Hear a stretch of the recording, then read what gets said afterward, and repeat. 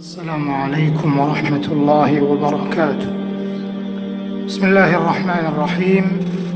إن الحمد لله نحمده ونستعينه ونستغفره،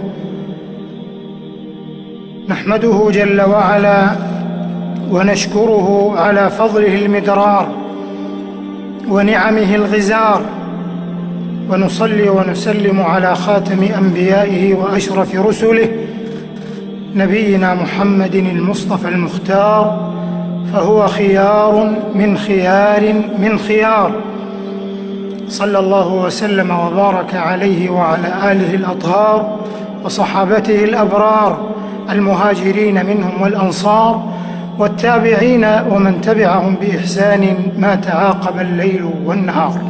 أما بعد، فيا أيها الإخوة المسلمون، من محراب رسول الله صلى الله عليه وسلم ومن جوار منبره وبيته ومسجده الشريف، من هذه البقاع الشريفة ومن هذه العرصات المنيفة، نحمد الله الذي جل جلاله إليكم، ونشكره جل وعلا على عموم نعمه وآلائه التي لا تعد ولا تحصى، وإن تعدوا نعمة الله لا تحصوها. هدانا للإسلام ومن علينا ببعثة سيد الأنام، وشرفنا بخدمة الحرمين الشريفين والصلاة فيهما، ومن علينا بنعمة الأمن والأمان والخير والاطمئنان، فهي نعم تستحق منا الشكر. وبمناسبة الموافقة السامية على افتتاح الروضة الشريفة والصلاة فيها والسلام على رسول الله صلى الله عليه وسلم وصاحبيه رضوان الله عليهما، والصلاة في الحرم القديم، إنها لنعمة عظيمة ومنة جسيمة وفرحة كبرى تبتهج لها قلوب المسلمين وتطمئن لها أفئدة المؤمنين. فلله الحمد والشكر، لك الحمد ربنا حمدا كما يليق بجلالك وعظمتك، نحمدك ونشكرك لا نحصي ثناء عليك أنت كما أثنيت على نفسك.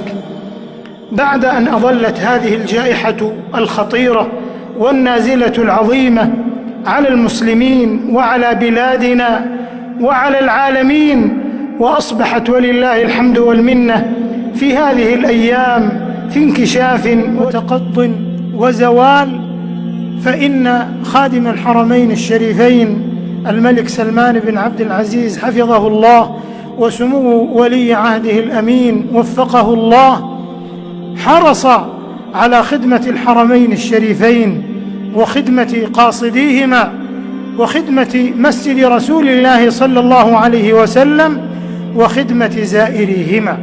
فكانت موافقتهم الكريمة على افتتاح الروضة الشريفة والصلاة فيها ابتداء من يوم غد الأحد غرة شهر ربيع الأول من عام 42 و400 وألف من الهجرة النبوية.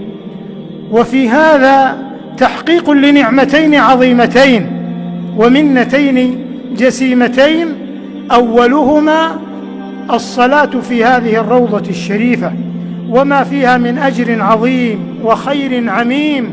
يقول النبي صلى الله عليه وسلم: ما بين بيتي ومنبري روضة من رياض الجنة. والنعمة العظمى الثانية الحفاظ على أنفس الزائرين وصحتهم والنظر إلى هذا المقصد العظيم من مقاصد الشريعة. فقد حققت هذه الموافقة السامية مقصدين من مقاصد الشريعة: حفظ الدين بإقامة الشعائر ولله الحمد والمنة في المسجد الحرام والمسجد النبوي في العمرة والزيارة، وكذا الصلاة فيهما والصلاة في الروضة الشريفة، وأيضا الحفاظ على صحة الزائرين وقد كان القرار السابق لتحقيق مصالح الزائرين والحفاظ على صحتهم ومهجهم وأنفسهم وأبدانهم، فنحمد الله تبارك وتعالى ونشكره. ثم باسم الزائرين والقاطنين والمصلين والركع السجود نرفع أسمى آيات الشكر والتقدير والامتنان والعرفان لمقام خادم الحرمين الشريفين ولسمو ولي عهده الأمين حفظهم الله على ما يلون الحرمين الشريفين وقاصديهما وزائريهما من جليل العناية وفائق الرعاية، جعله الله في موازين أعمالهم الصالحة. وإن هذه المرحلة الأولى من فتح الروضة الشريفة لتتطلب منا بعد شكر الله عز وجل